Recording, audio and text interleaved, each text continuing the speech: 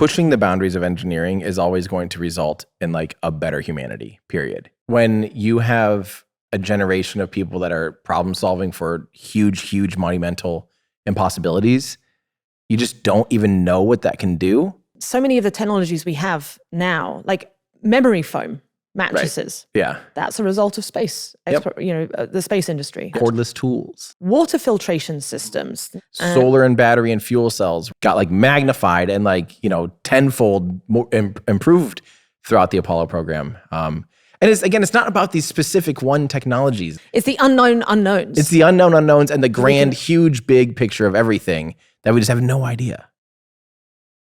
Hello, everyone. Welcome back to the Win-Win Podcast. Today's episode is for you fellow space nerds out there, because today I am speaking to Tim Dodd, aka the Everyday Astronaut. Now, Tim is one of these rare minds who can take incredibly complex topics, such as orbital mechanics or rocket science itself, and make it accessible for everyday people. And he's grown an incredibly successful platform, and particularly a YouTube channel known as the Everyday Astronaut, a passion project which took him from a casual space fan into recently being selected to go on the Dear Moon project that will take him on a rocket around the moon in the next few years. So as well as hearing about what it's like to be selected for such an incredible mission, we also nerd out on rocket design. We also hear about his insights of what it takes to build such a successful YouTube channel. So much good stuff. I absolutely love this. I think you will too. Let's dig in.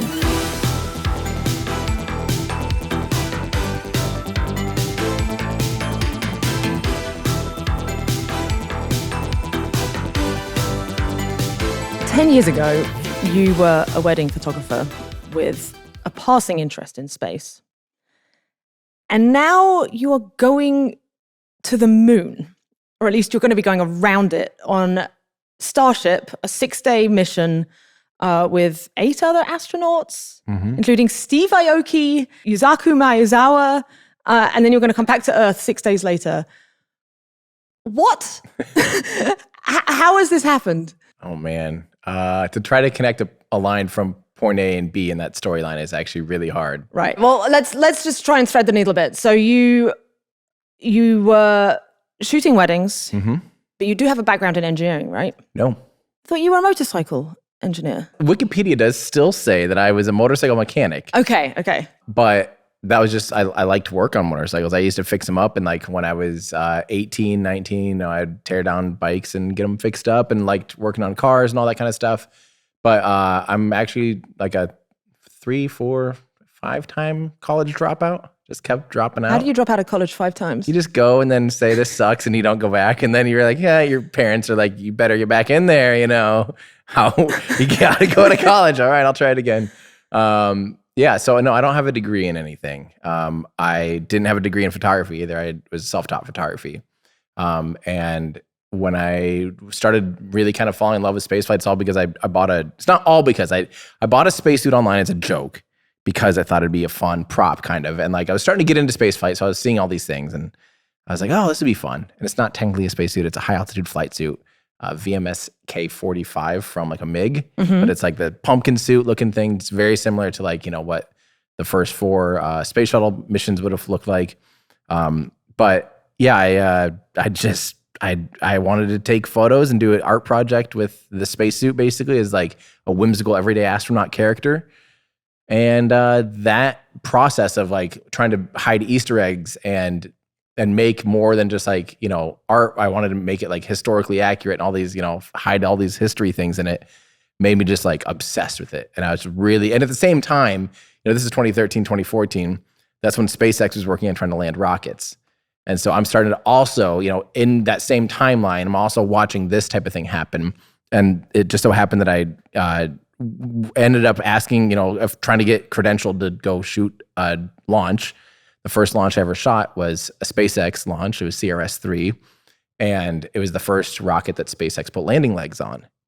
And that just set me off. From that moment on, I was like, this is the coolest thing I've ever seen.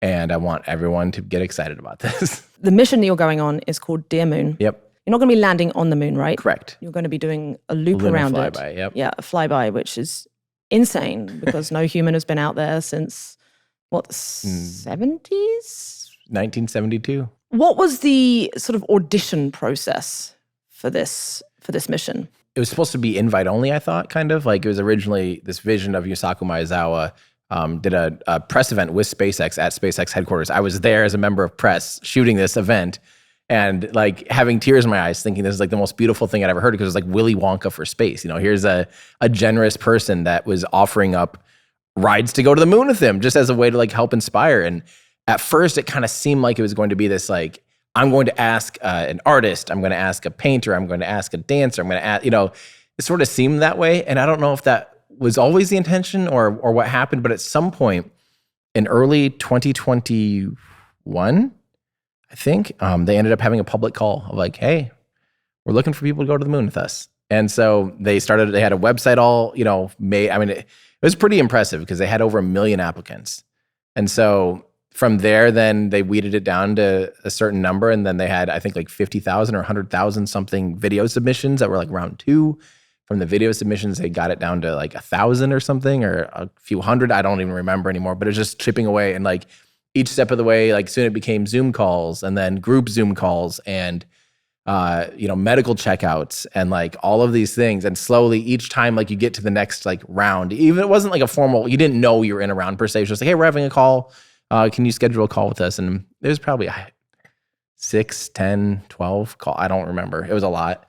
And each time like a new one got on the books, I was like, kind of let myself get a little bit more excited of like, this actually might be happening, What was the moment like when you found out you'd been selected? It was kind of a convergence because by that point I knew that my odds were like, better than 50-50.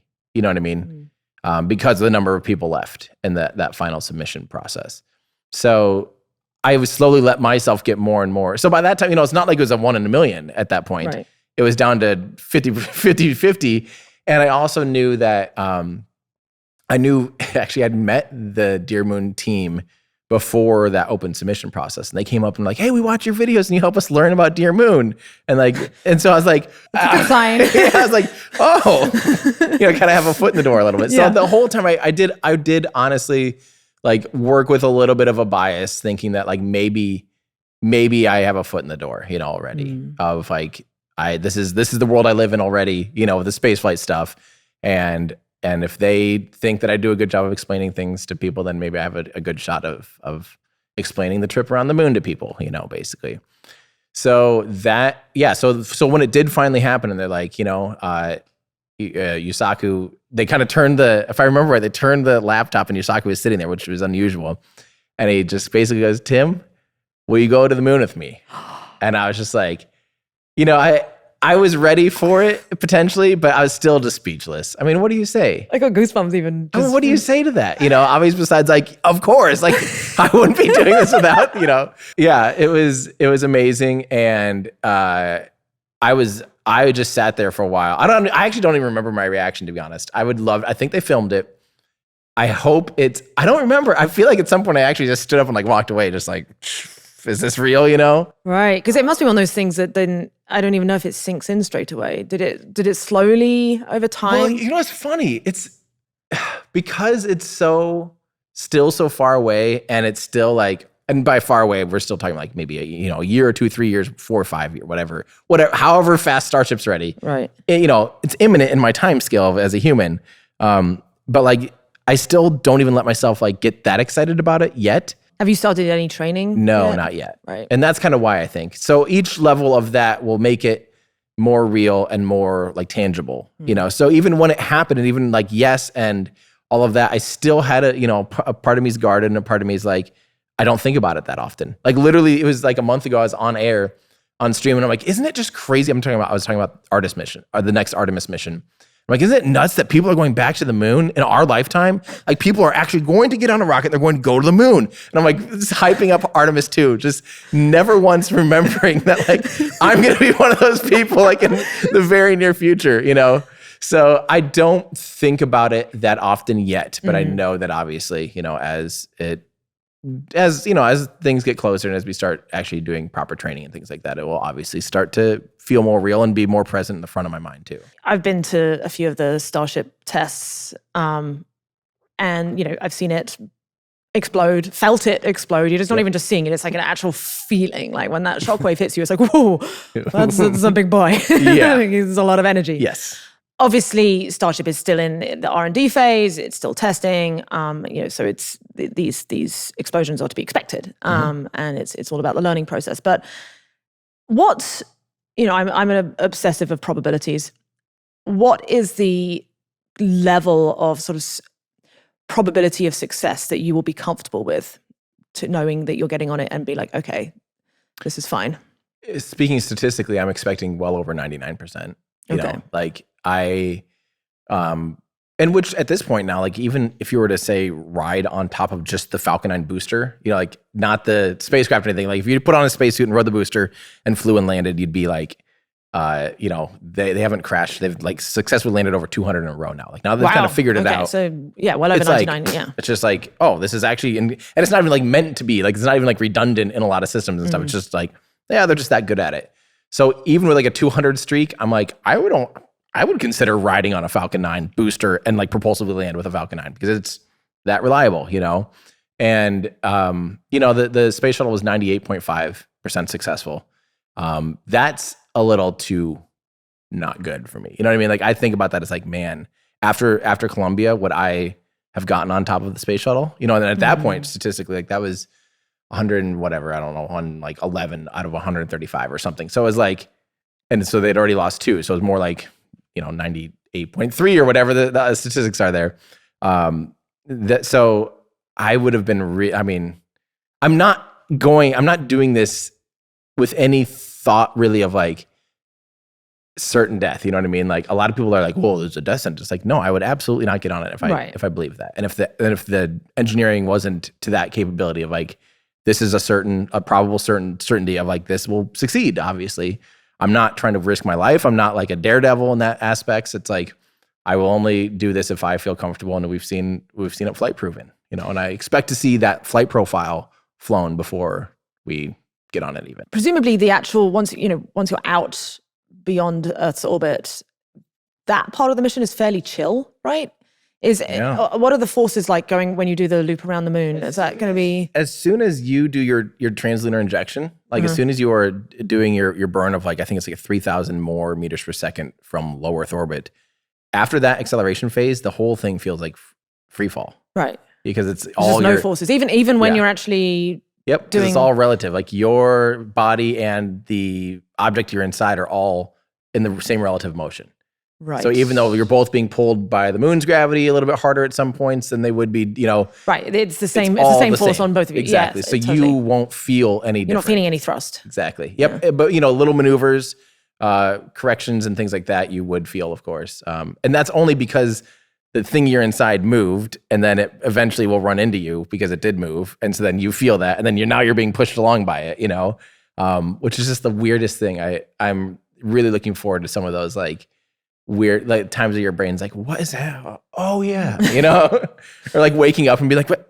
Oh, I'm in space. That's right. Yeah, imagine that, just waking up and being a little confused. Like, I need to get to the bathroom. Oh wait, this is the most alien environment any literally human can be in. Yeah.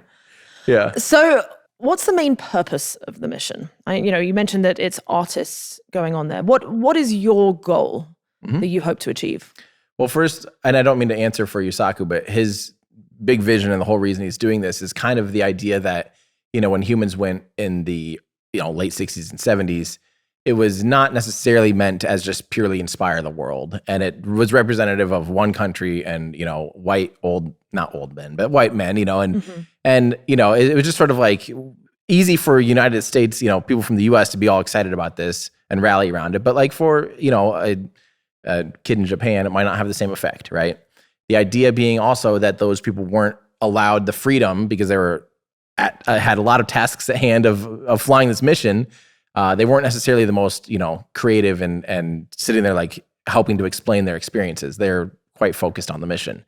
So the idea is like, this is an opportunity to bring people on this mission to inspire the world, like first and foremost. So how do we do that? We have to have people that represent totally different disciplines, different parts of the world, and all just come together to create something kind of together. So for me, my goal is to document and kind of do what I do down here on Earth, explain rocket science, and do live streams and film and explain everything the best I can. You're gonna live stream? We're gonna sure try. How And would by that- then, Starlink should be, Starlink will be tested on Polaris 1 with Jared Isaacman and his crew. They're going to be testing Starlink on Dragon, which, it's not necessarily the delay. Like, there's always going to be the speed of light delay, like by the time you're out to the moon, of like 1.5 seconds, so 3 seconds round trip. But the big thing right now that's missing is bandwidth. So, right now we're relying on either ground stations, ground links, or the TDRS, which is an old, I don't even remember what it stands for, but it's a very old, like archaic data relay with like NASA, and it's just not. It's not cut out for 4K. Exactly. It literally like is incapable of high bandwidth, So having Starlink, and I don't know what that's going to look like. I don't know if they have to have some pointing outwards, or I think they're laser link Starlinks actually. So they should be capable of like literally gigabit, like we should be able to have a fairly normal like life in space around the moon. Just can't even imagine that. Because we weren't alive during the initial Apollo missions, right? But those were, they still managed to generate a lot of worldwide interest with crappy black and white TV. Definitely. Yeah. So you beaming straight down 4K, through your YouTube channel. Yeah. Damn, you're going to get some subs from that. I hope that we can do something that hasn't been done before. Because there have been streams from space. There have been, obviously, there's the International Space Station, and NASA does a great job of doing, public awareness and things like that. But I think we're going to be able to do things that are just totally different and have an interactivity that hasn't really been able to be done before. Just because, again, even NASA astronauts are like tasked with, they wake up and their whole day is like an itinerary of everything is like by the minute. A lot of research and science is done, and checklists, do these experiments, and cleaning, and like 2 hours of working out every day, like very regimented. And like we won't have to do it. We're more or less tourists because it's all going to be automated, right? Oh yeah, yep. You're not really going to have to do much. You probably have to do you need to know some basic maintenance, but it's only a 6-day mission, right? Like, how much can go wrong? Exactly. And I will gladly learn as much as I possibly can. I would love to like step up and be like, train me, like let me do whatever, let me fly, whatever I can do. But I also understand, and this isn't for certain, and I'm not sure, but I do think there might be professional astronaut on board as well, which would be great. And Yusaku, who's already flown to the International Space Station, he's already spent, I think it was 10 days on the ISS. So how do you get up there, Soyuz? Yep, he went up on Soyuz at the end of 2021. Oh, that recently? Yeah. Oh, okay. So he's already, and he trained for 6 months. He's knows his stuff. That's comforting. It really is. It genuinely is. And his videos, honestly, like his videos in space are just the most fascinating and fun. And he is just so delighted and such like, it's just like a kid in a candy store. Every video, and they're all like really. I'm surprised it didn't get like maybe in Japan more people saw it, and it is natively Japanese, so you have to use subtitles. But their team did a great job of subtitling everything. But it is fun and like hilarious, and did really really cool things too. And I'm like, dang, how did not everybody hear about this? So talk more about why inspiring people about space travel and space exploration is so important, because it definitely feels a bit like there's almost like a generational gap or something. Mm-hmm. Like, generation millennials, like we're pretty into it, but it feels like almost the older generations are more excited about space than, maybe I'm projecting, but than like Gen Z, right, and so on. So what is it that you think is so important about space exploration? In my opinion, pushing the boundaries of engineering is always going to result in like a better humanity, period. You know what I mean?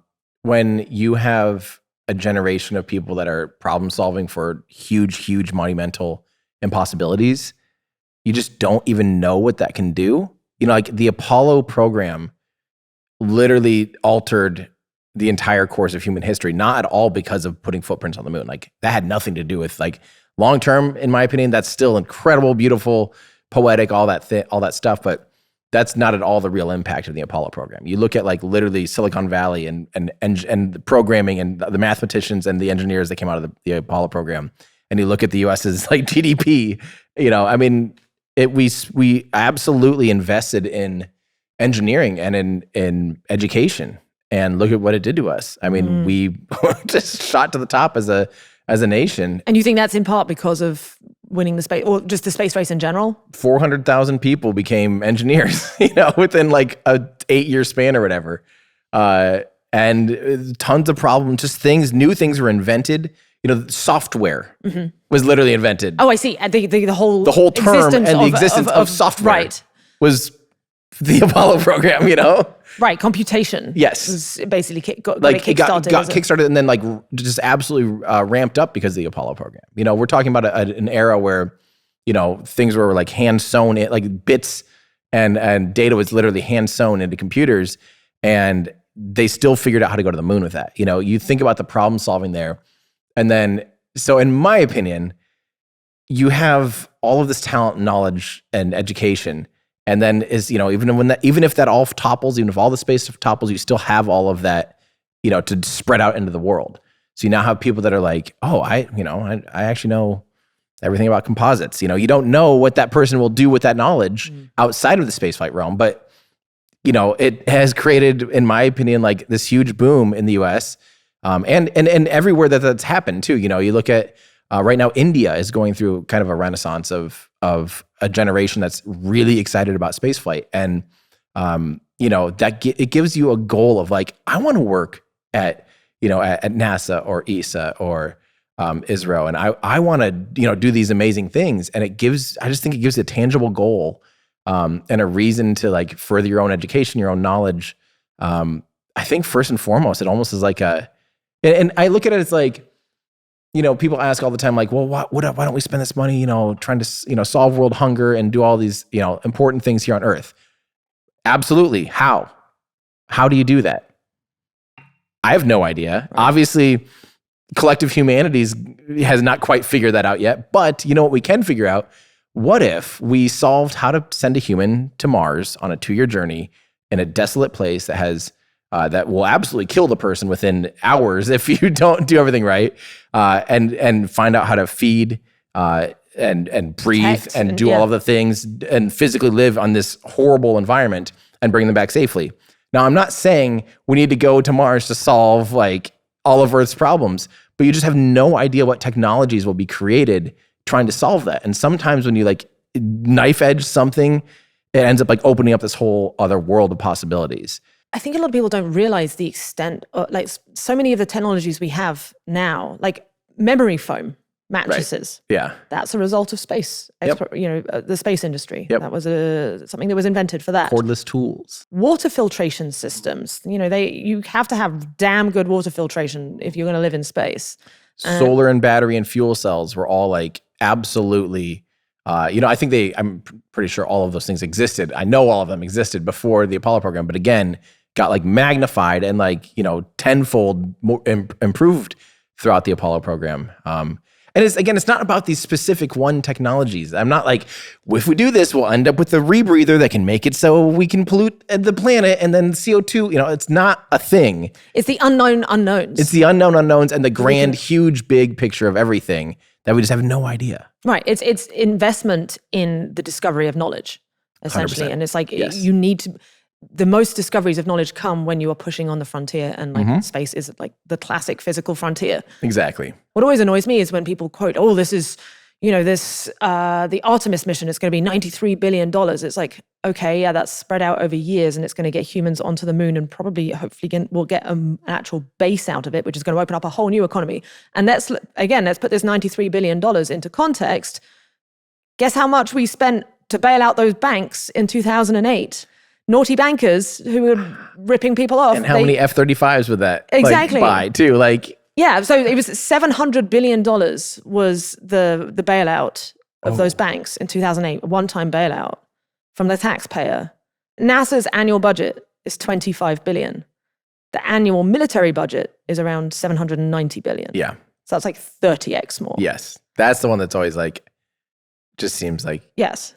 If you're going to complain about one, there's a lot bigger fish to fry. Right. And I mean, I'm not saying I do think that defense budgets are important, but again, like this is, NASA is strictly peaceful, and it's more likely to create technologies whose economic impacts trickle down to people. Yes. Whereas defense budgets, okay, it's like kind of defending, and that's important, but that's still to that ultimately degree, going into war. Like 1% of that budget would do so much more than reducing NASA's budget by 1%, just because of the sheer numbers. Oh, another fun one. So the Mars Curiosity mission, $2.5 billion. Mm-hmm. Americans spend that much on coffee every 10 days.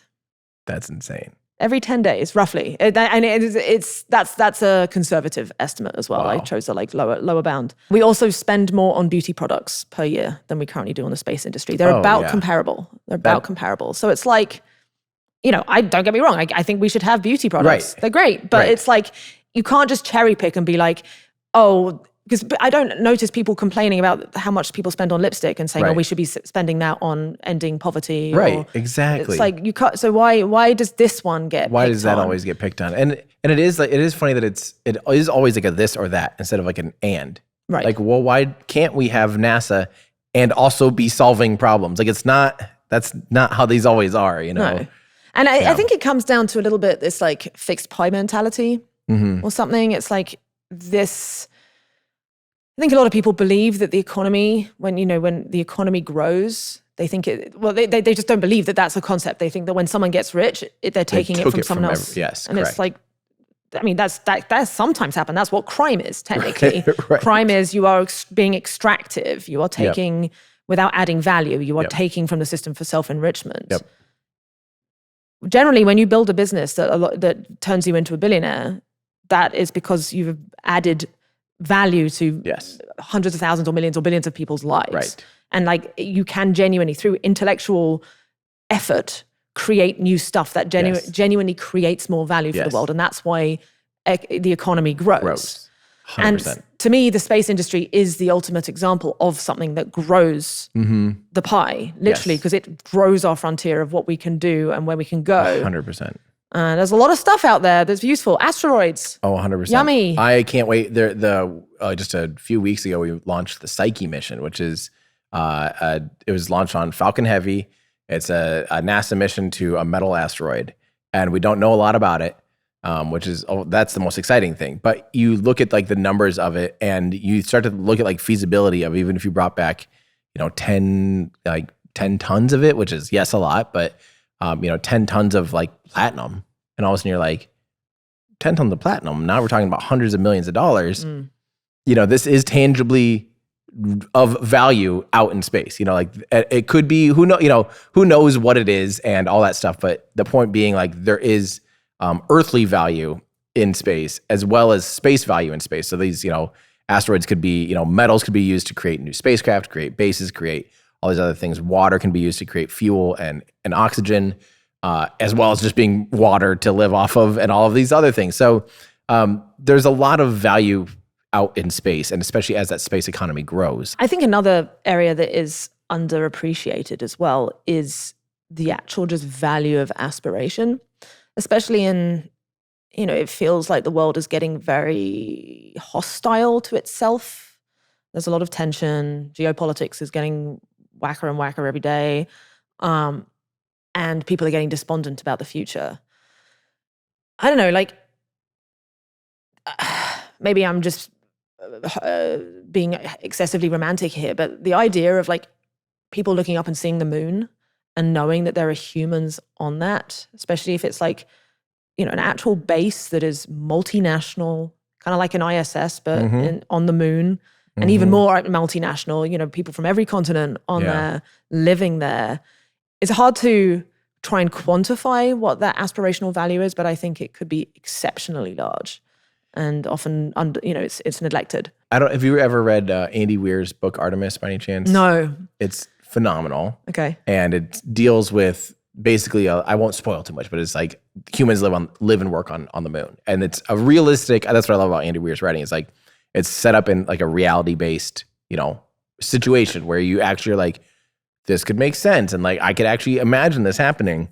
And it does sort of help paint that romantic version of like, there's people that live there and here, and like we're all the same species, yet we're like separated by 238,000 miles or whatever. And it's just, there's something just beautiful about that. And then if you imagine humans going out and being able to walk on other planets and live on Mars, and someday, even further beyond that, like it starts to be, wow, look at what we can collectively do as humans, and look at what we've been able to figure out. I mean, it's incredible. And that's at the root of it.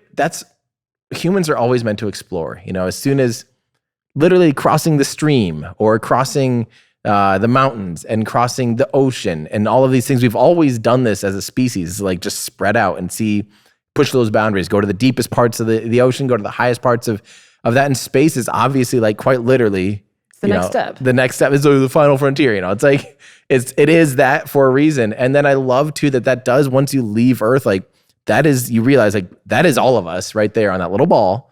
There's no more borders of, like, you don't see the border between United States and Canada. You don't see the border between Iraq and Iran. Like, it's just all land. It's all humans. We're all one species living on this little fragile little rock. And I just think the more people truly understand that and really live that, or know someone that's lived that, or, that really sinks in, it helps, the whole like feeling of like we're fighting over the thing that we're all on. Like, we're all literally sharing this. Why are we killing each other over it? It just seems so barbaric in a sense. And also, for people who are, because there seems to be a correlation again between people who are like, well, going to Mars it's wasteful and it's abandoning Earth. And it's like, first of all, I think that's completely false. It's not abandoning Earth at all. It's not like everyone is going there. Right. And again, if we did, Earth would be fine. By the way, Earth would be much better off if we all just went to Mars. So, but it's also, if you are wanting to preserve Earth and like solve a lot of the problems, then by finding new space for people to actually go and exist and build new stuff and so on, like that is taking the pressure off Earth. 100%. As well. Are you familiar? Like, this is actually Jeff Bezos's like big vision of space. It's not, I wish so bad that he actually spoke more about space, or was just in the public light about space, because his vision's actually incredible. Yeah, he's really quiet on it. Super quiet. And so is his company, Blue Origin, besides like New Shepard, which no one seems to care about, which is fine. They're really quiet about what they do in general, but his vision for space is actually incredible. He really wants to move heavy industry off Earth and make it so anything that's like polluting and all of those things are just done in space, and then Earth can be like a sanctuary. Yeah. And like you start sitting there and you're like shitting in our own backyard. Exactly. Like, let's do it where there's no life and it doesn't really matter. Exactly. Like, if we, have a bunch of toxic chemicals all over, just float, it doesn't matter. It doesn't matter at all. And here it matters, And you sit there and you're like, wait a minute, that's actually it's a really good point. And the more you start to think of Earth as a sanctuary and space as like a workplace almost, like an industrial workplace, you're like, So I imagine some people might feel sort of a repulsion to that idea, because I think they associate, because of the pollution that humans create in our activities, we do tend to sully areas that are like untouched. Mm-hmm. I think a lot of people therefore see, and I can identify with this. Like, I don't like the idea of us going and now messing up Mars. To an extent, like it would be very sad. Mm-hmm. But at the same time, I think what people don't appreciate, especially when they're like, oh, humans are going to go and colonize and spread their filth throughout the universe. It's like, okay, but if it's a dead planet, if there's like literally no life on there, like I understand if we get there and it turns out there's life, okay, shit, let's not go do it. This is not where we do our industry either. Yes. But assume it's a dead planet. Oh, yeah. Like, I don't know, like what are we spoiling here? And even in Jeff's vision is to keep things in like low meteor orbit, like have space stations that are just factories. So you're not even like having to go colonize anywhere, anything. You're building the stuff that's just kind of gross out where no one sees it, like literally where no one sees it, and not. It's not interfering with any biosystem. Interfering with anything, and it just makes sense. Like we have to be careful. Like, I do imagine a world where we land on Mars and we have diapers and stuff like all over the place, like literally, because if you're doing EVAs, you'd be wearing a diaper, and then you have hundreds of diapers. Like, what do you? It's not just a pile of diapers, and like that's what we did for Mars. Yay! Like some of that logistics is dumb and it sucks, and it's just the reality of what it would actually be like if we went to Mars. But like in the greater good of things, like I think that's right. That's a drop in the ocean again. And it might force people to develop better waste disposal methods, which guess what would then come back to Earth, because information is freely travels. Exactly. Yeah. Exactly. And when it's NASA specifically, also it's always public domain. which is great, that technology. So explain what that means specifically. So anything that NASA develops is not like ITAR, like International Treaty of Arm Regulations or whatever it is. So any like non-weapon material is considered like public domain. So anyone can use NASA research, use NASA developed products. So again, like memory foam, perfect example.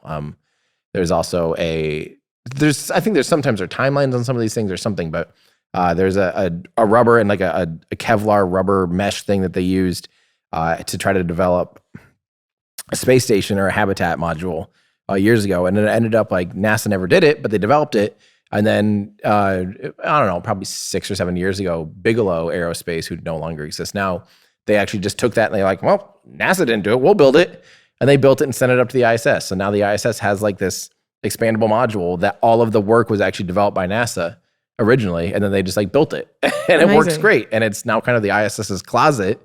But it's that type of thing where it's like there's technology that's literally just like sitting there that we can like physically utilize, you know?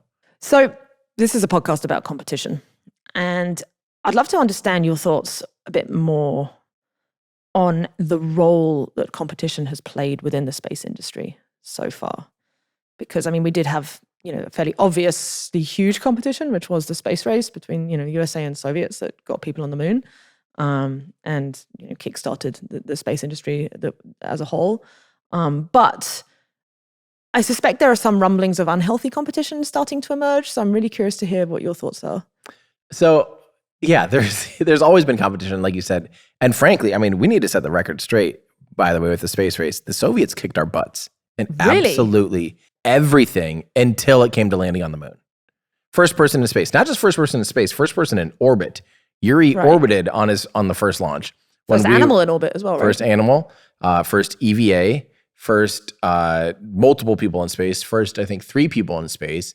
First, they kind of did the first rendezvous, although they didn't like get like quite like the Gemini program did, but they did technically both in the same orbit within like visual line of distance. So I consider that a rendezvous. Just so many things were just like way ahead of us. And then we kind of leapfrogged when we built the Saturn V and that worked out, whereas opposed to the Soviets, N1 was kind of prone to fail from the very beginning, at least initially. But had it not failed, that would have been, and had Sergei Korolev not died, which he died right in the middle, like it was like 1967 or 68, right in the middle of the N1's development. Maybe it was even 69, in the middle of the N1's development. If he hadn't died, the lead engineer. Yeah, the lead, like he was like the head of the Soviet space program. And also the visionary behind the N1 rocket. And the N1 ended up flying 4 times. All of them failed. None of them made it through the first stage burn. But its future plans already, like that were already being like worked on. I mean, I think they would have absolutely figured it out. And then they would have had a moon-capable rocket within like 1972, 73, 74, like very soon after us. I wonder if that hadn't failed, like would we still have been flying for a little bit longer to, imagine if the Soviets had landed on the moon? And all of a sudden we're like, oh crap, they're there too now. Well, we better keep sending them up. Like we can't have them doing this too, Which by the way, their landing system was insane. It was only 2 people, I think, for the whole mission, if I remember right. But one person orbits the moon and the other person goes out alone and lands on the moon alone. Oof. And they first were to fly like a beacon, basically like a little rover that is like a beacon to be able to land so they can land safely. And it's been a while since I've thought about this, but if I remember right, they even were going to have like a backup lander there. So in case the one failed, like they had a lot of cool redundancies that the US didn't have. Ton of like multiple engines, multiple motors for getting off the moon even. So it was like a totally different, like you're alone. And even to get between the, basically like the little like capsule, Soyuz capsule, I don't remember if it actually is Soyuz or not, but, and the lunar lander, you had to do an EVA. There wasn't like a way to like dock between the two and like actually transfer between the two. So they just docked and then they like, we're just going to EVA to the other one and like then go and land on the moon. It's just super different. So I'd always wondered like if they had kept going and actually had success, would the Saturn V had stopped? Would we have developed that further? Would we have had a more efficient, better rocket after that in the United States? Would it have spurred, more competition in communication and all of these other, things that we're starting to see now, like Starlink, and all of these things? Because it does feel like space just took a pause for about 25 years or something. I would say feels like it took a pause for about 40 years. Yeah, maybe. I mean, the shuttle program like did a lot of cool stuff, but didn't really advance things. It kind of just plateaued it, in my opinion. Just kept it alive. Like a human hasn't been beyond, Middle Earth, medium Earth orbit in how long? 30, 40 years? 51 years. And the highest people have been so far since then, besides Hubble. Inspiration 4, all public or all private, privately funded mission with SpaceX in 2020, end of 2021. They went higher than the Hubble Space Telescope, which is the highest anyone had been since the moon program. Right. And so like private industry, it took people. So you think that's because basically the competitive force of the original Apollo missions died out? I mean, it was kind of been there, done that. And realistically, there wasn't a big reason to keep doing it. And there wasn't a motive of, there really wasn't an industry backing spaceflight yet. There wasn't the internet, there wasn't the communication necessary like we have now. I mean, we've had satellite relays for TVs and stuff for a while now. And once you do that, it's like, well, how many of those do you actually need? So maybe we needed the internet to have the economic reason to go out there. The aspirational value alone wasn't sufficient. I would say it's because it's always been so cost prohibitive for, a kilogram to orbit has just been astronomical. And now it's primarily SpaceX has lowered that cost by tenfold already, and looking to not slow that down at all.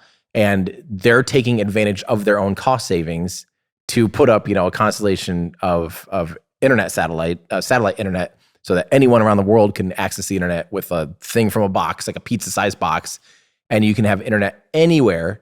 And people don't seem to understand just how incredible that is, and how it's so funny how they're leaning on their own technology to give them an advantage, a competitive advantage in the world of like satellite internet, which has, again, been a thing forever. It's always sucked.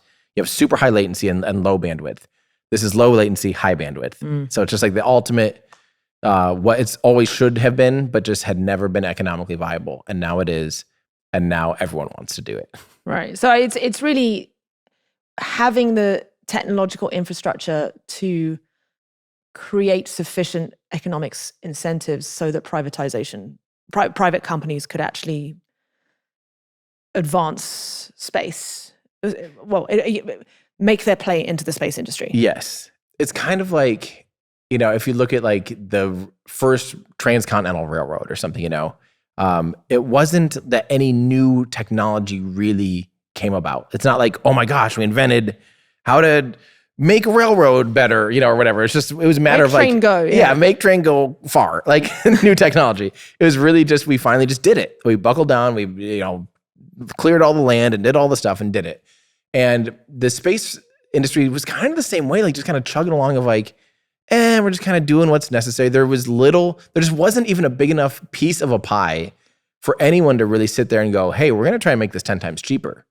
Because it's like, well, people are paying $180 million to send this satellite up, and there's only about 3 a year anyway, so good luck, with that pie. And for a little while, SpaceX wasn't getting these big contracts because it's like there just weren't any. There weren't enough flights. Like they had a cadence of a capability of what they just launched 80 Falcon 9s this year already, and it's only November. Yeah, last year they launched more mass to space to orbit than China. Than the whole rest of the world combined. Really? Yes. Damn. And I think this year they're like, for mass to orbit, I think it's like 2 or 3 times. I mean, it's insane.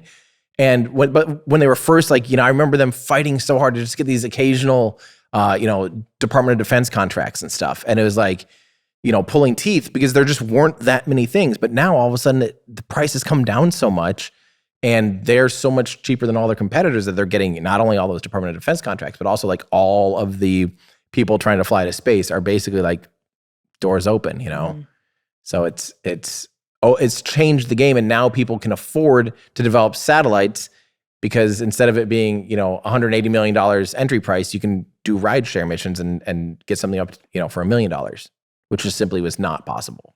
It feels like there's a portion of people who are still kind of dismissive, or they dislike the idea that space is becoming privatized, and they still think that it should be government led. What would you say to that? I think they don't quite have a perspective of like what that means. I think a lot of people think, oh, good, I'm glad that they sold NASA to Elon Musk. Like I hear that kind of, I literally will read a comment like that. I'm like, that doesn't compute. It's like, please restate your question because that doesn't even make sense.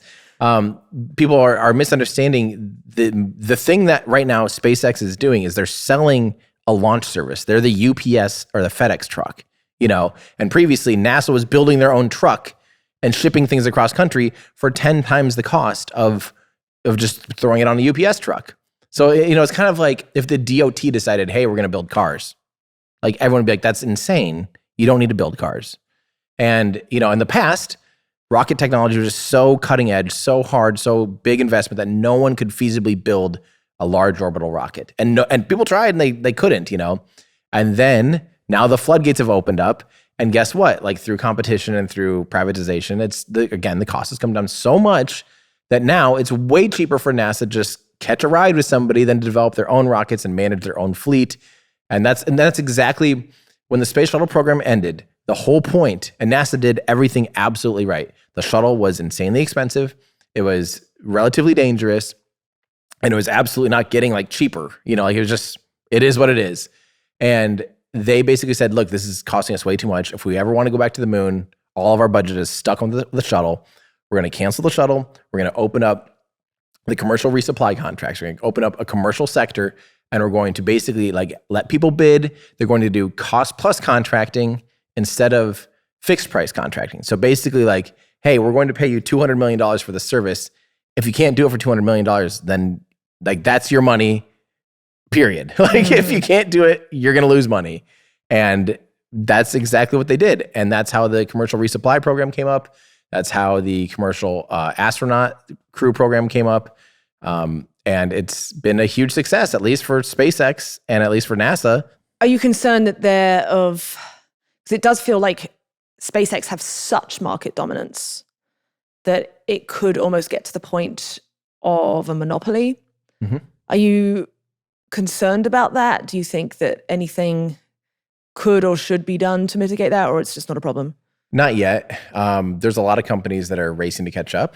And of course, the scary thing is SpaceX is so far ahead that it is easy, it is easy to look at like, how can anyone catch up, frankly? I mean, it's insane. Like it's 80 launches a year and 200 landings in a row and boosters being reused 18 times now. It's just absurd. And and that's not even talking about Starship, which is like once that's online and operational, game over. Then we might have to have a conversation, in a few years when they've completely, but I don't know what you do about it. Like, do we decentivize it because like they're kicking so much butt and they're doing things so much cheaper? But the point is there's definitely like, I think Blue Origin, when they finally like wake up from sleeping giant mode and start launching New Glenn, which should be, I'm going to say in the next 6 months. People might laugh at that. I think in the next 6 months, there's a good chance we see New Glenn fly, and it's orbital and it's already operational like right away because they're kind of doing a little more. And is that going to be like a Falcon 9 type? It's more capable than Falcon Heavy. Oh, wow. So they're leapfrogging. They're not going for, they like went from these little size, itty bitty, almost. It's 7 meters wide versus Starship's 9 meters wide. It's not going to be fully reusable from the get-go, but there are talks of it being fully reusable. And I think it's 45 metric tons to low Earth orbit, which is like what Falcon Heavy is capable of. I mean, it is, and the first stage is reusable. I mean, it's definitely like, we're talking about a massive rocket that they're developing, and people just don't understand like that they're not SpaceX. They're not doing the SpaceX approach of just building something, a minimum viable product, and then launching it and seeing what went wrong, try it again. But when it does go online, I think that will actually be proper competition for at least Falcon 9 and Falcon Heavy. But if they don't succeed and get that going online soon, I mean, yeah, back to the whole monopoly question, it's hard not to argue that SpaceX will have a complete monopoly on most of the market. I do think this might be one situation where that's okay. Right. It doesn't It's like, what's the other option? Like, okay, it's not ideal, but it's like we don't have another option, and ultimately they are providing the infrastructure that no one else can provide. It's not like humanity urgently needs. It's not like they're buying everyone else that was their competitors, right. and that's why they're the no. monopoly. It's not because it's just because they are just simply better. It's like a new thing. Yes, it's exactly. It's a new realm. It's like, okay, yeah, someone's going to get there first, but like, what do you want them Imagine to do? if, like, just oh, okay, I guess we can't go there because no one else is also caught like up. It's like, the Wright brothers is like, hey, you guys have a monopoly on flying for the first time. Like, don't take off. You're done.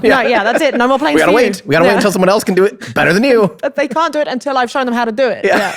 Exactly. Yeah, it's just like a false. I think it's just a false argument, really. But for now, I could see where if it becomes anti-competitive and it comes to the point where it's hurting, I don't know. It seems silly. Like, I can't imagine how that would happen currently. I mean, again, 20, 30, 40 years, the market might be totally different. But and there are, like, Rocket Lab is working on a neutron, which is very similar to Falcon 9 capability. In my opinion, that's probably still 2 years away or so. But that's what's scary is, like, they're, in my opinion, like, one of the most likely to succeed because they've had such a good track record so far. And if they can't do it, besides them, and then Jeff Bezos has billions of dollars with Blue Origin, like, where else? How can someone else do it at this point? Like, it's scary because we're not talking about, like, there's so many people trying to do small sat launchers that can launch, hundreds or maybe 1,000 kilograms to low Earth orbit, where Falcon 9 can do 16,800 kilograms and be reusable. So we're not even talking about, like, the same scale of rocket. And there's hundreds of these startups doing a small scale that are all, looking at, like, that $5, $10, $15 million price. Right. It's like comparing a jumbo jet to a Cessna. 100%. Like no more jumbo jets. We're just going to use Cessnas. Just use Cessnas. Right. What kind of, yeah. And now, obviously, there could be use cases for small sat launchers. Like, I think there will be a market for small sat launchers. And especially, like, as constellations grow and as you have, like, satellites that are 200 kilograms, like, you're like, oh, we got to replace that one. It's urgent. You're not going to hire a Falcon 9 to launch 200 kilograms. It'd be nice to have smaller, more dedicated, like almost an Uber to space instead of a bus, Right. But there's not room for 100 of those. I don't think many of those will be able to make a transition into a larger market and into the, super heavy lift categories because there just isn't the margins. There's not the money, the investment to be able to do that. If Rocket Lab does succeed in going from a small launch provider to a medium, and that is successful, then I think they'll be one of very few that's able to make that transition. Are you concerned about the militarization of space?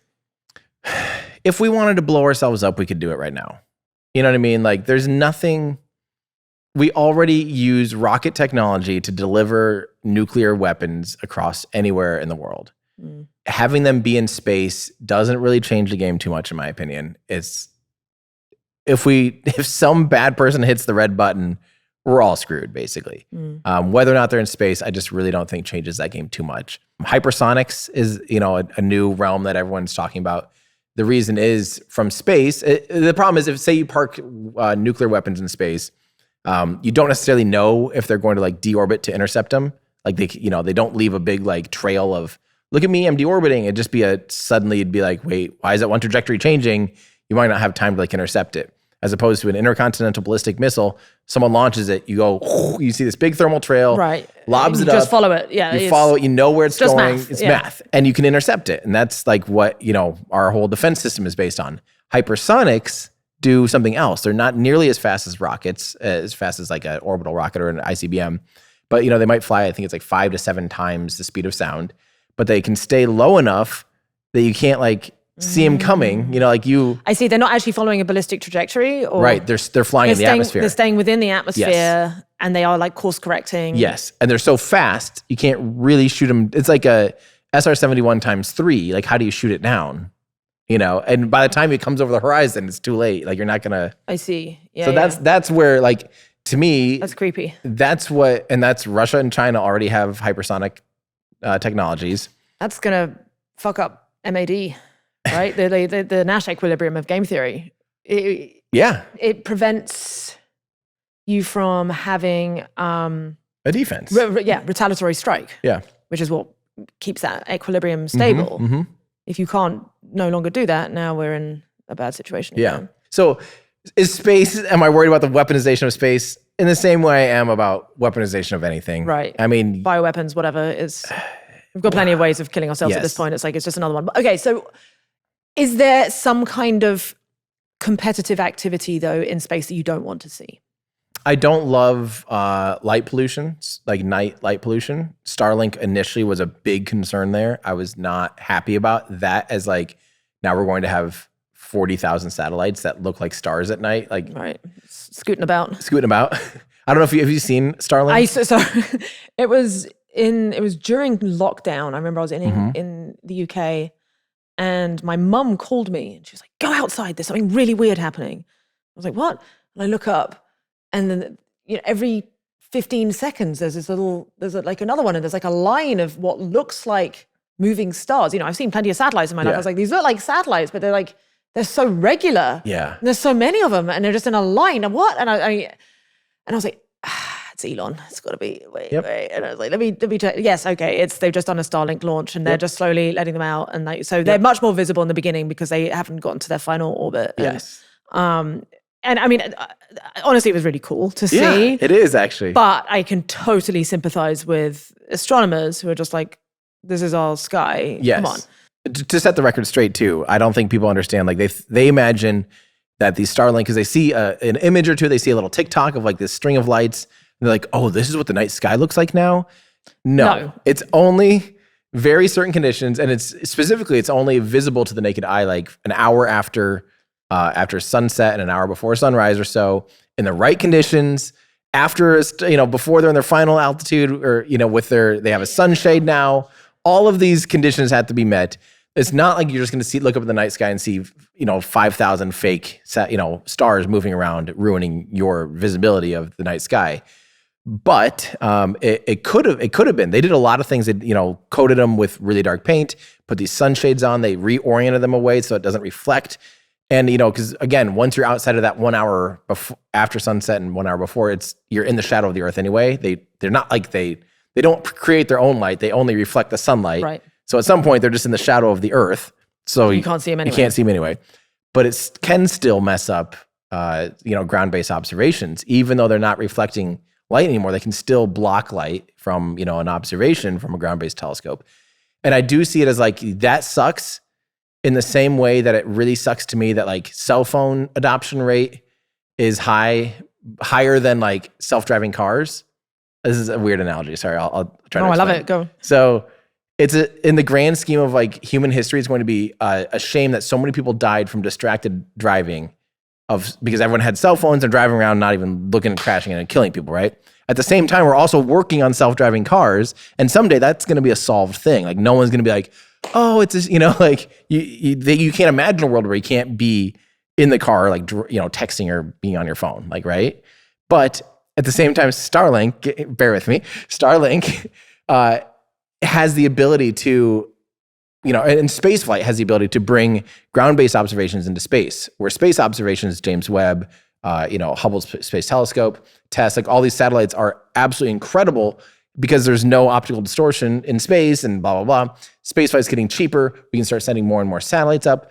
Boom, like astronomy is going to be a million times better because of space assets. But at the current moment, we're in that awkward transitions. Yeah, we're in this awkward transition thing where like the access to space is kind of ruining astronomy. But in the future, it's going to make it actually much better. Make it way better. Yeah. And that's not an excuse for it, but it is just the reality of like where that'll go.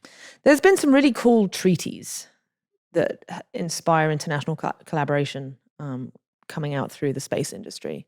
You had the Outer Space Treaty in, what was that, 1967? Something like that. Treaties aren't my thing. They're not your thing? I don't know. Okay, well, we're going to talk about it anyway. Please teach me. Well, there was that one. There's the Artemis Accords. Yeah. Now that I'm familiar with, yes. Let's explain what the Artemis missions are, first of all. Sure. The Artemis missions are basically the follow-up to the Apollo program. It's basically our generation's version of returning to the moon, finally. And it's NASA-led, but it is internationally collaborated with ESA and the Canadians and all of basically everyone has hopped on this. I think we're at like 30 some countries now who have agreed to take part in it. And by taking part, that's a little bit confusing to me, but a lot of people are like literally providing, like someone will help provide batteries or someone will, build a pressure vessel and all these things and propulsion modules and all these different pieces of what will first be the Gateway, which is going to be a new space station that's in orbit around the moon. That's like a big part of the Artemis program. And I think it's kind of an excuse to like find a way to collaborate together. And then the other part is the Artemis program has the Orion capsule and the human landing system and the space launch system. And it has the ability to get humans on the surface of the moon for the first time again in 50 some years. Yeah. So, I mean, this is a big deal, like getting 31 countries on board. Have China signed it? I'm pretty sure Russia has not and China has not. But I would actually love to see more international collaboration because I think it does. That's one of those things that will kind of make me cry. July 17th, 1975, when the United States and the Soviet Union, in the middle of the Cold War, docked two spacecraft together, shook hands, shared a meal, and literally had a joint mission together. And although it was like the tiniest little bit of like, of anything, is like the most collaboration the two countries had done, you know, since the start of the Cold War. And I don't know if that did anything in the real long term, but just and people will be cynical about it just being like a fluff piece. I don't care. Like it really did represent some collaboration, some work together, and an opportunity to see each other eye to eye for the first time in, you know, at that point, 30 years or whatever. I mean, if we can look at 1,000 runouts, let's say we are in a simulation. I'm not saying we are, but like, let's run 1,000 simulations of our history throughout the 20th century. I would bet greater than zero of those would have ended up in a much worse space from like some kind of nuclear escalation had it not been for that. Right? Very well could have been, yeah. You know, like that's a really big deal. And that's, I think, a testament to, again, like science and engineering. Yes, it bridges those gaps. Like it's one of those few things. It's like, I think because ultimately most humans at their core are nerds.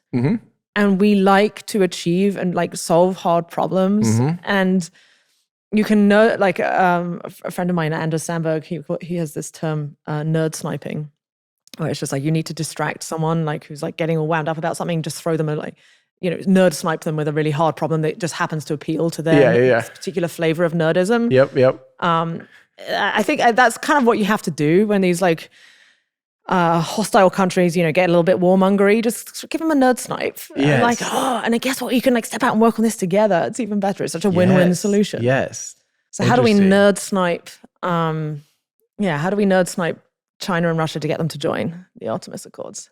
It's a great question because they're kind of going on. They're starting to become more buddy-buddy. Currently, China has never truly collaborated. Like they have their own space station that's growing, and they're doing great. Although they did have a spacecraft tumble the other day. Yeah. But I guess I've actually heard now that I think about it that everyone's fine.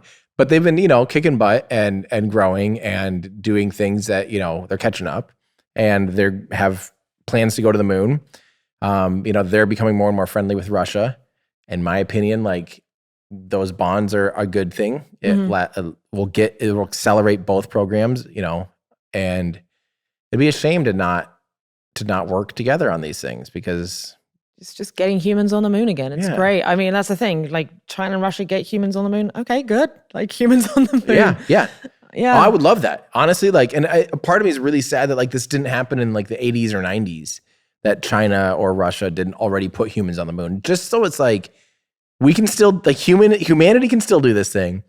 It's not just like a one-off thing that we threw all the money in the world at and like, now no one cares about it again. Like it just kind of would have been cool in the timeline if like it kind of happened again and again and just until it became like more normal or something. But the fact that it only happened, you know, on 6 missions with humans on the moon, 12 humans have walked on the surface of the moon.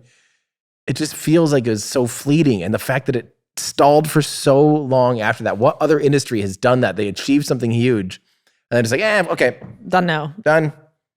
Let's go back to what we're doing, you know. So weird. It's almost like some kind of parasitic force just like distracted us or something, took us away from... Well, and sadly, the promise of the space shuttle could have ushered in a new era. It really, because the idea was space shuttle, especially in its original concept, was going to be fully reusable and therefore make spaceflight cheaper and more routine, more airliner-like. Yeah, that's the things they were claiming with the space shuttle. And unfortunately, like because politics and the fact that like it's, you know, designed by committee and half the time Congress ended up being like, we think this one's better because it's cheaper. You know, like it ended up, and the big thing actually, one of the biggest reasons the space shuttle is the way it is because the Air Force had very specific missions planned for it, where they were going to launch out of California. They wanted to be able to retrieve Soviet satellites from orbit within one orbit with the space shuttle. So 90 minutes, you had to launch, get out of open up the thing, grab a satellite, bolt it in, close it up, and land. And then because the Earth is rotated, roughly by that point, roughly 1,500 miles or 2,500 kilometers or whatever to the east, it has to have enough cross-range capability to be able to still come back and land on a runway back where it took off from near Vandenberg Space Force Base. And that's why the Delta wing, the wings of the space shuttle were the size they were, is to literally be able to do this absurd mission that there's no chance it could have ever happened. It was just so improbable. So it just had a design flaw from the outset. Just had a design flaw of we'll give you guys $400 million as long as you can get these satellites out of the sky. And it was just never going to happen. And if you look up pictures, they even in the right before Challenger, so 1985-ish, they actually had the Space Shuttle Enterprise, which is the one that didn't fly. It was just a glider prototype, basically. They took that out to Vandenberg. They stacked it with, boosters. They had it all out there, literally at Vandenberg to start launching from Vandenberg potentially. And it's the most beautiful images you'll ever see because it's this super, the space shuttle launches are always just from flat Florida with the ocean in the background. All of a sudden you have this picture of the mountains, the hills of California, and the space shuttle just sitting there. And it just looks so wrong and beautiful and awesome. And it has U.S. Air Force, USAF, on the side of one of the buildings. And it just looks so alternate history because it kind of almost is. And then because the Challenger happened, they reevaluated a lot of the space shuttle's design and said half the stuff that we planned for this launch out of Vandenberg is infeasible and too dangerous. And so they canned the whole thing then. And then the space shuttle continued to fly with all of these flaws that were halfly inherited just from this one mission profile that was stupid from the get-go. And then also was inherently designed because they just wanted it to be the cheaper option when it could have been So was that the O-ring failure a downstream effect of that, do you think? Yeah, well, that just led to a whole open investigation of all of the problems with the shuttle. Okay, so just sort of shed light on all of it. Yes, and it just, they paused all operations for, I don't remember what it was, 2 years or whatever, and they just looked over all of these systems. And a lot of new things came about, they had to redesign a lot of things. Obviously, the O-ring system on the boosters was a big thing, but even things of, I don't even remember how, the spacesuits were different because before they basically wore crash helmets, non-pressurized and just a jumpsuit. The Challenger crew, it's weird when you look at it now because the first 4 missions had this really cool suit, the same spacesuit basically as the SR-71, a beautiful pumpkin suit. And then after that, the first operational space shuttle mission, they're just wearing blue jumpers and a white crash helmet. Damn. Because they just saw it as this is just an airplane for space, Right, it's pressurized. Yep, and no big deal. And after Challenger, that's when a lot of that stuff got real. That's when they went to the new pumpkin suits and had just a lot more procedures and a lot more safety considerations that should have been there from the get-go with humans, but weren't. But it's a shame though, because again, to go way back, sorry, had the space shuttle actually probably had the proper budget to work with, and had NASA's budget not gone down in a quarter of what it was in the 60s to properly develop the space shuttle to be a fully reusable system, it could have been totally different. Could have opened doors instead of closing doors. What's your favorite rocket design? You had to pick one that's just, you think is, it's just beautiful. One? Just one. You can only ever look at that one for the rest of your life. I would almost have to say I'm going to get murdered for this. If I had to just stare at one and admire its engineering, the Soviets shuttle. Ooh, spicy. Yeah. Why? The Buran and the Energia rocket. There's something about the way, and this is a video I'm working on, is the way they engineered their version of the shuttle, which was quite literally a knockoff of our shuttle. I mean, for all intents and purposes, they looked at our shuttle and said, let's do that. And let's match the capabilities. But they did it in a completely different way. And for instance, the main engines it had 4 boosters instead of 2. And instead of being solid rocket propellant, which you can't turn off or, you light those things and they're going no matter what. This had liquid fueled rocket engines. So it had the RD-170, which is the most powerful liquid fueled rocket engine ever developed. Everyone thinks of the F1 on the Saturn V. Nope, the RD-170. It's funny because it has 4 nozzles, but it's one engine. So it's one engine. They just split it up into 4 nozzles. So the main chambers don't have combustion instability. But it's more powerful and way more efficient than the F1. Just this beautiful engine. They had 4 of those around this external fuel, or the tank also, on the space shuttle, it had the big orange fuel tank. Right. The big orange fuel tank had no engines. The engines were attached to the orbiter, which is genius. I think that was the right move. But the Soviets just stuck 4 Hydrolox engines that were almost identical, very similar, a little simpler than the RS-25, which was on the space shuttle. And the idea, though, was eventually they're going to have the Buran was basically, so the shuttle itself from the Soviet Union was basically, at the end of the day, a reusable giant flying fairing, payload fairing where you can hold the satellites, and then a capsule, and then you can return it. All that's reusable, but the rest of the rocket initially was thrown away. Whereas opposed to the space shuttle, at least you had that, but you also saved your main engines. But they had plans to make it so so for sure, if it got to the point of the Buran 2.0, where the whole thing would have been reusable, all 4 boosters would have extended wings after they detached and glided back down to the launch site. And the main core thing basically was a space shuttle of its own and was going to fly back down. It would have been the coolest thing in the world. And I just think it's so, I just think it's so cool. And the Buran had the option of having jet engines on the orbiter. So it could actually fly on its own. Right, in the atmosphere. In the atmosphere. Wow. So the main thing it would end up doing for space missions it could have had the possibility of extending its downrange, especially when you're launching in Russia or Kazakhstan. You're such high latitude that your orbits might not always realign for your landing site. So you'd have to fly potentially hundreds or thousands of kilometers or whatever, potentially. I don't think it would have worked out as well as it could have, but it did have jet engines as a possibility, which I think is super cool. So they always say rocket science, you give that as an example of it's the hardest topic to understand. That and brain surgeons. That's right. Brain surgery, rocket science. Yeah. And yet you have cracked it. So what's your, is it as hard as people make out? And what is your secret? How have you success? Because you're one of the best explainers. You've made hour-long videos that manage to break down the engineering of these incredibly complex machines in very digestible ways. And to do that, I've done this myself trying to do explainer videos, you have to really internally understand it. So it's not like you're just blundering your way through. You get this stuff. So what has been your method of going about learning it? Well, first off, I'm far from an actual expert in rocket science, truly. And I'm not saying that to be humble or anything. It's just I finally think of it the point of the Dunning-Kruger effect of knowing how much I don't know. You know what I mean? I think 5 years ago I probably would have been I know quite a bit about rockets. And finally I get to the point where I'm I don't actually know any of the actual engineering principles, the mathematics, the actual metallurgy, all of the things that people spend a decade of their career working on a certain trade. I have no idea. That's well beyond me, and I will never do that. But the thing that I always operate from is just pure curiosity of I want to know, when a little toddler just says, why? And then you're well, because grandpa and grandma are coming over at 5 o'clock. You're why? Because that's how long it's going to take them to get here. Why? And they have, the never ending why. As I'm trying to learn a topic, I'm asking myself, why? Why? And I am visualizing it always because I'm a very visual learner.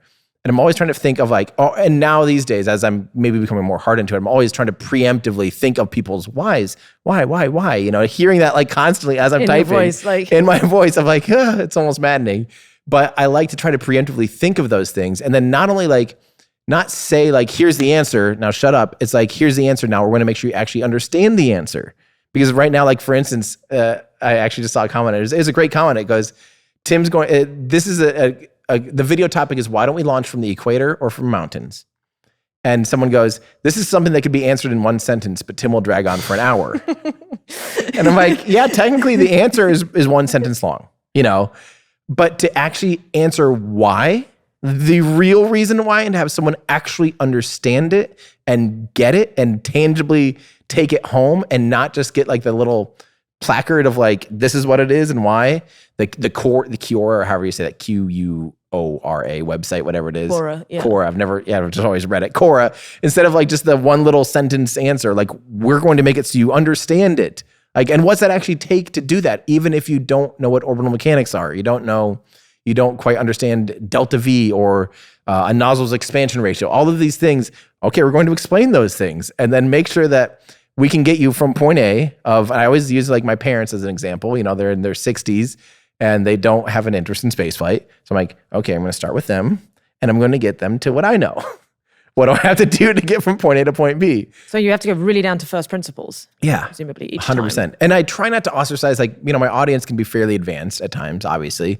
I have a lot of people that watch that are in the industry and things. So I try not to like totally dumb every video down to like the very like, this is a rocket, but I also want someone to be able to watch every video from the first minute and not feel like they can't understand it. So I always do bring it back around. And I try not to do that thing of like, now, if you don't know what this is, watch this video, watch this, because that's just going to turn people away. I always want to be like that gateway of like, this is a cool topic. Be completely self-contained. Self-contained. You might not know anything about this, but I want you to like just fall into it and not even realize that you did. And all of a sudden you can't stop watching because you actually want to know the answer. And you're like following along because the whole thing is actually storylined to your exact thoughts. Because and even the video, again, it's actually releasing it tomorrow morning. But I just had the review last night for all like supporters, give feedback and all that stuff before it comes out. And we use frame.io. I don't know if you've ever used that. All the time. Yeah, where people can comment on a timestamp.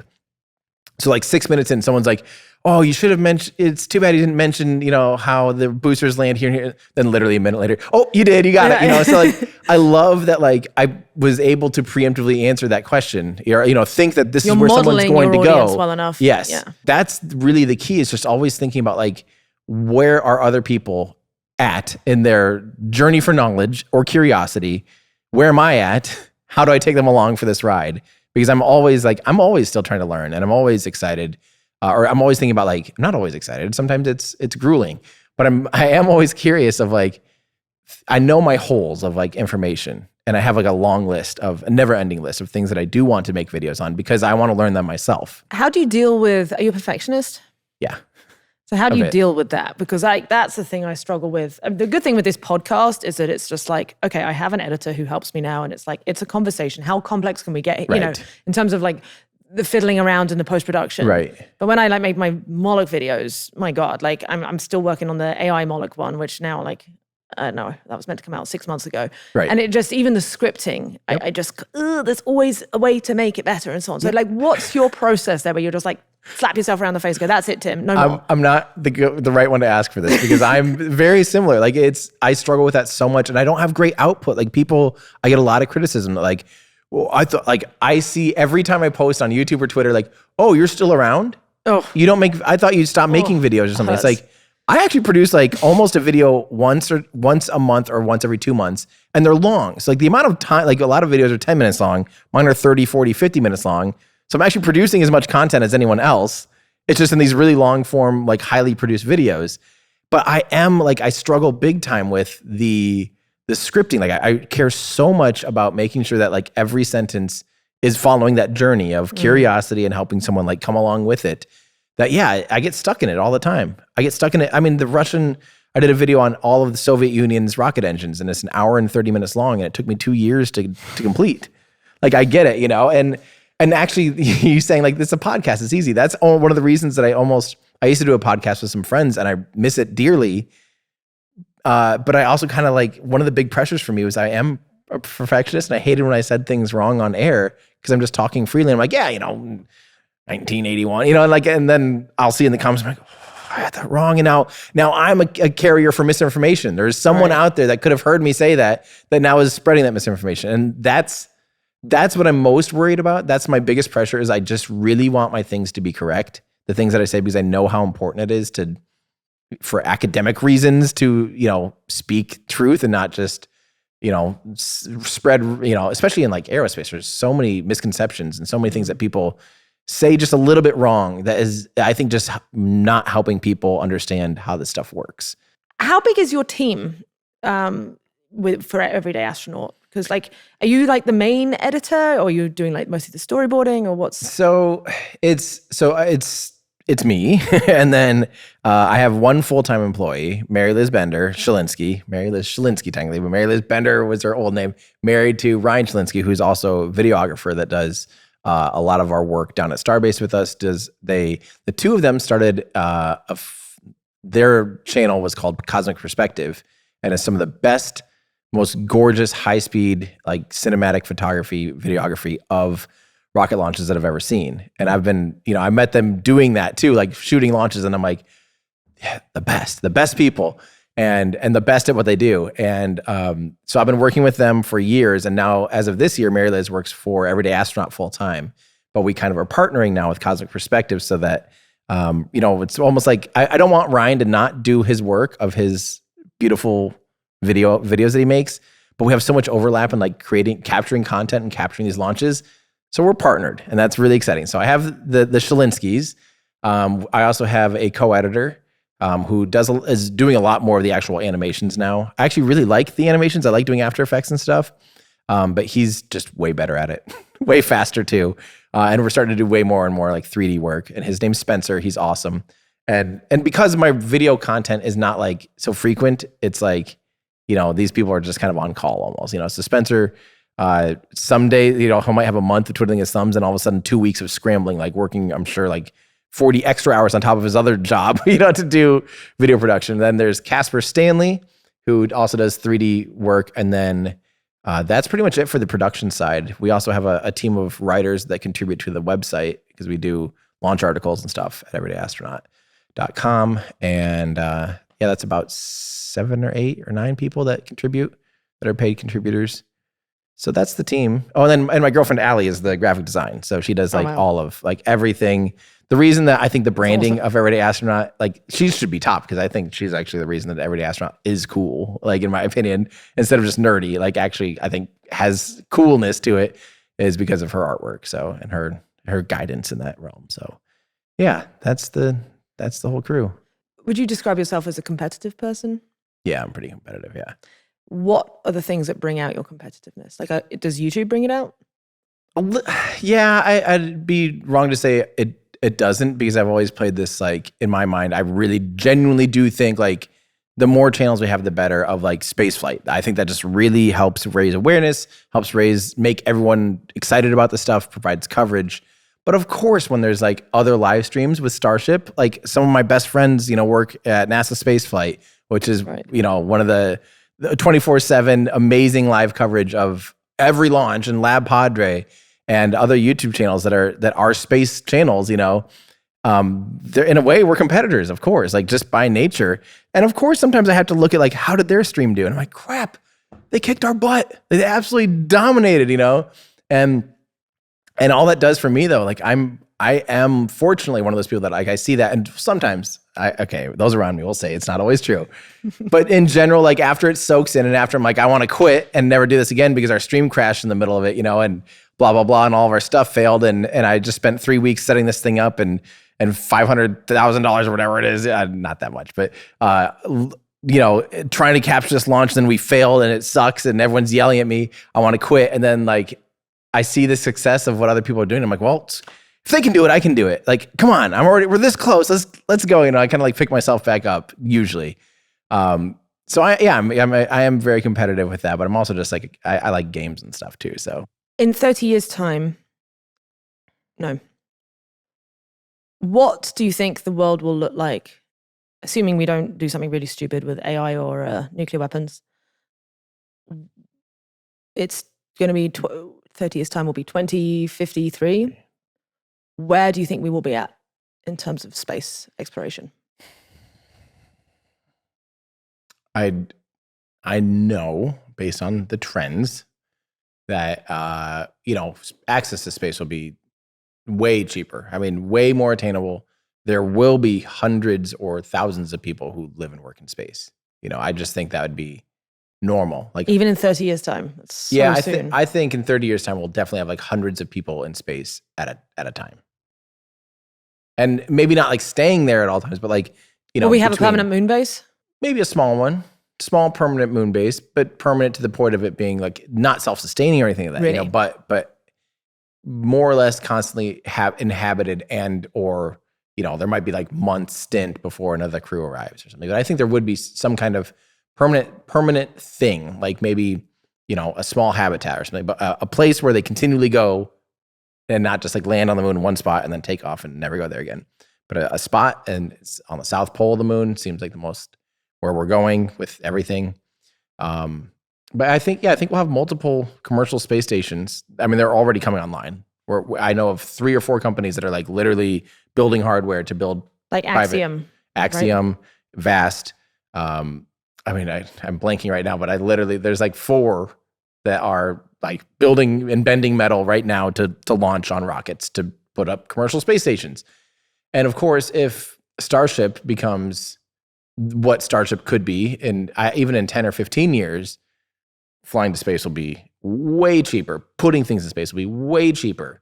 100 plus metric tons in one launch for $5 or $10 million. And we're talking space hotels. We're talking space tourism. All of a sudden, you have the capability. People forget the inside of Starship. And this is Starship like as it is now, let alone like as it gets evolved and tweaked and grows inevitably. Whatever physics deems is like more efficient and better use of the launch location and the launch licenses and the airspace, all of that. Like at some point, it's just like, how much can we put up in this single stick, basically, right? And Starship will grow.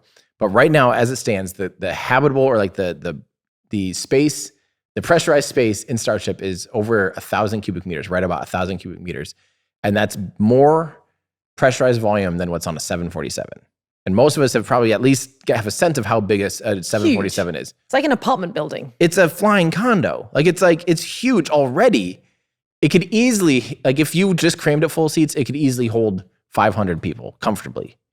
So the thought of if that thing's flying regularly, if that thing is like doing what it's designed to do, and if it continues to evolve, the thought of 400 people getting on a rocket and going to a giant space hotel is not at all unfeasible. And do you think people will be on Mars 30 years' time? Because I was actually just talking about this with Jared Isaacman and Jack from NASA Spaceflight on a podcast last week, that what it will take, boots on Mars will look so much different than boots on the moon, because the moon is like a week can get you to the moon and back, and walking around on the moon and back, you know what I mean? Mars, because of planetary alignments and because of how far away it is just, no matter what, it's about a 2-year journey. And a good year of that will be on the surface of Mars. So you have to be able, you can't just land and go, whoop, let's go back.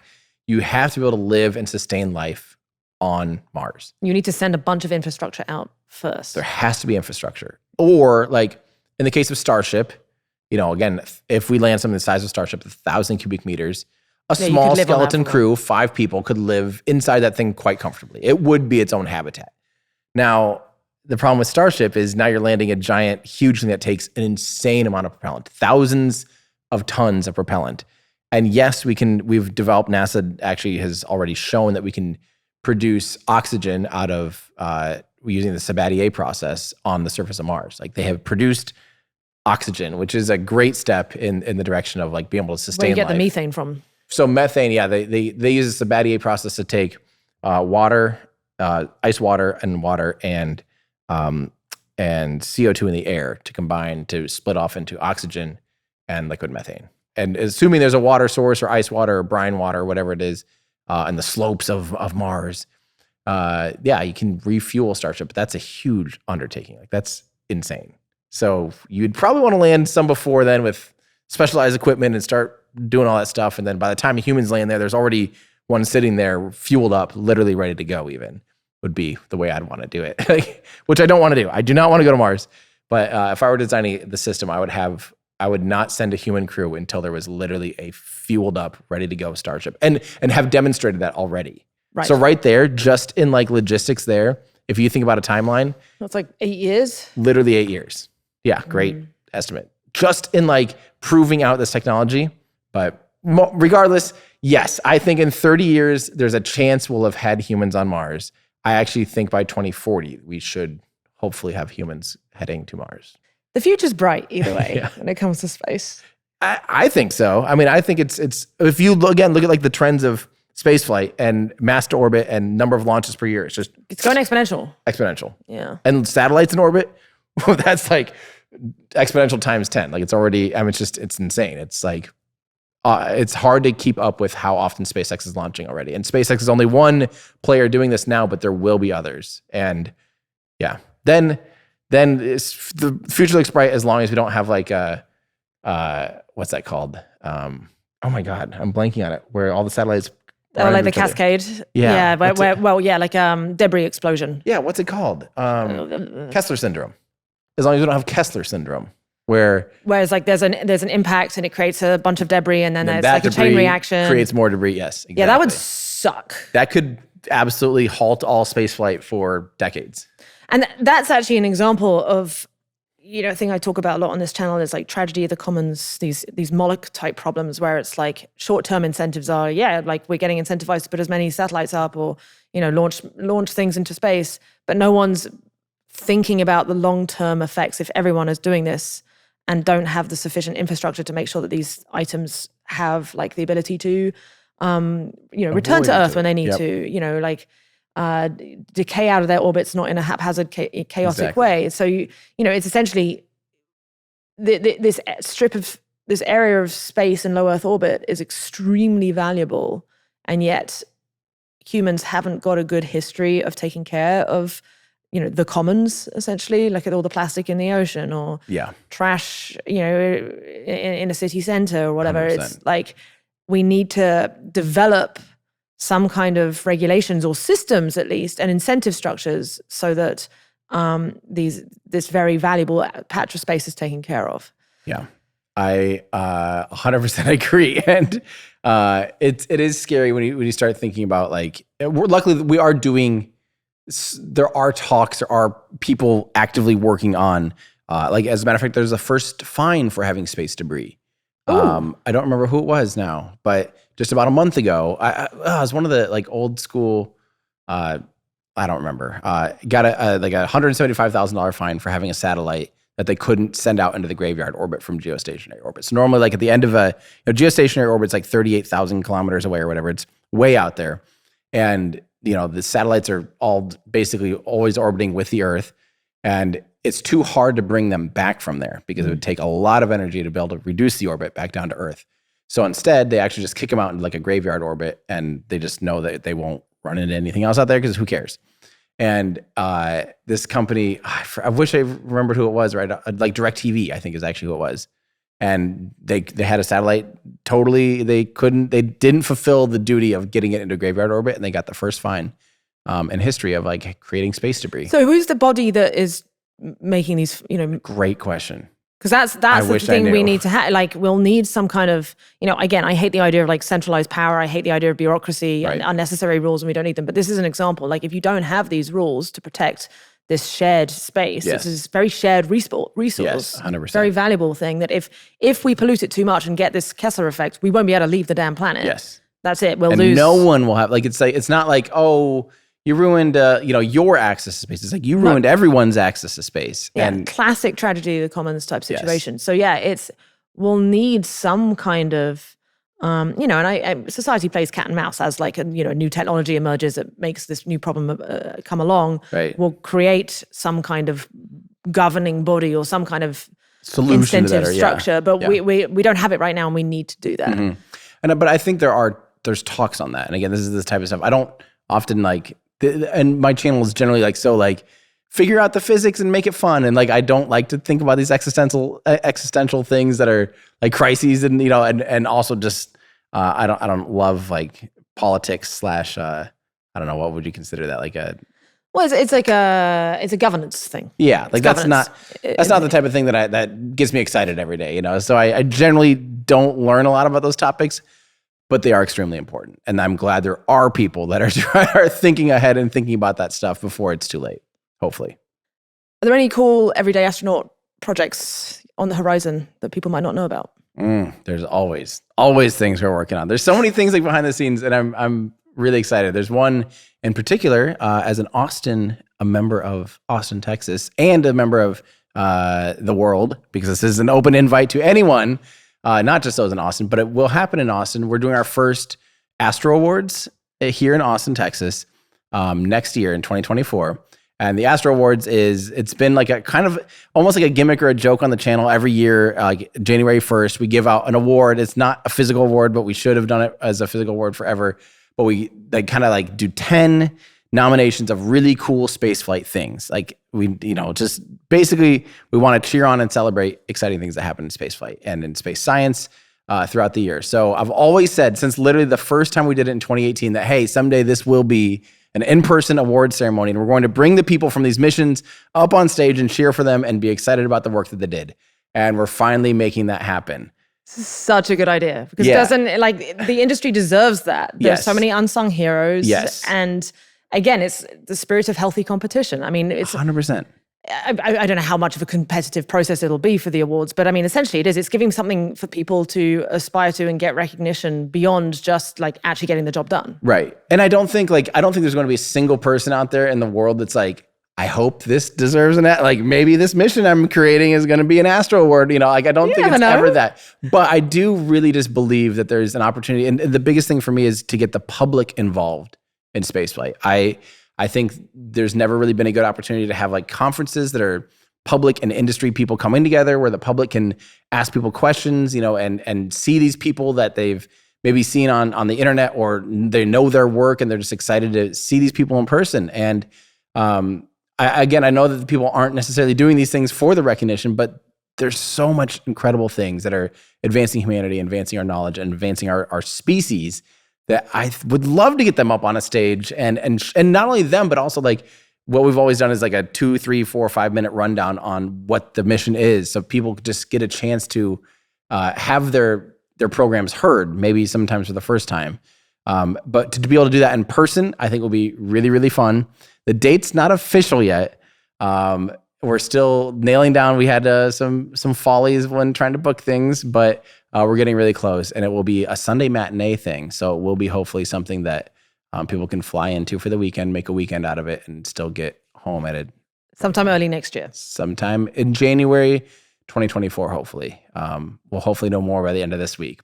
And what can people do to sign up or come on? Hopefully by next week, as soon as we have the venues actually officially nailed down, like signed and deposited, and it's like in the books for sure, because we've had rugs pulled out from us. But as soon as it's done, we will have everydayastronaut.com/Astro-Awards will be, and that's Astro, ASTRO Awards, will be live on our website, and we'll have a way to be able to get more information and eventually get tickets and stuff. But it's coming up. I mean, we're only 2 months away, so expect that stuff very soon. Can I come? Yes, you have to come. Actually, you don't have a choice. Absolutely. So as soon as I know the dates, it's in your calendar, and you have to come.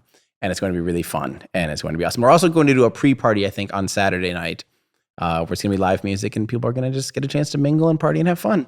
Love it. So there we go, folks. Thanks for listening, and huge thanks to Tim for joining me.